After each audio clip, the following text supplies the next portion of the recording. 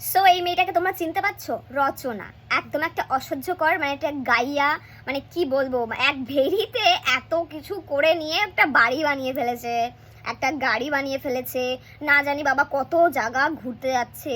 সবই মনে হয় ওই ভেড়ির টাকায় নাকি ফেসবুকের টাকায়, ভগবান জানে। তো মেয়েটাকে সিরিয়াসলি, মানে মেয়ে মানুষ হয়ে এত কিছু বাড়ি বানিয়ে ফেললো, গাড়ি টাড়ি, বাবা মানে ফুটানি দেখলে হয়ে সারে। তো কথা হচ্ছে, মেয়ে হয়েছে এত কিছু কেন করতে পারবে না? ছেলেদেরই একারই যোগ্যতা থাকে, মানে ছেলেদেরকে তৈরি করা হয়েছে সেই বাড়ি করতে পারবে, গাড়ি করতে পারবে। আর এই সমস্ত কমেন্টগুলো ওর কমেন্ট বক্সে এসছে।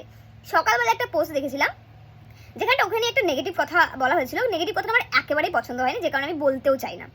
তো কথা হচ্ছে যে ওর ওই রচনার হচ্ছে বাবার ভেড়ি আছে।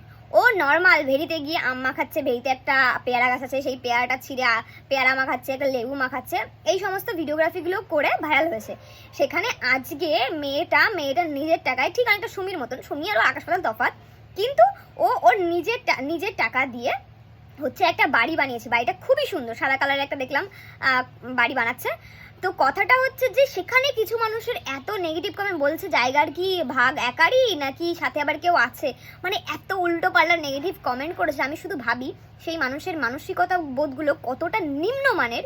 কেন ভাই, ওর জানিস ওর বেশটা গর্ব করে বলতে পারবে, ধরো ভবিষ্যতে যখন বিয়ে হলো, হতেই পারে কখনো ওর শ্বশুরবাড়ি থেকে এটা বলা হলো, যাও বাড়ি থেকে বেরিয়ে যাও, ও যখন এই কথাটা শুনবে না, তখন ঠিক এরকম ভাবে বলবে, কি হয়েছে, আমার নিজের বাড়ি আছে, চল ফোট এখান থেকে, ঠিক এরকম ভাবে বলতে পারবে।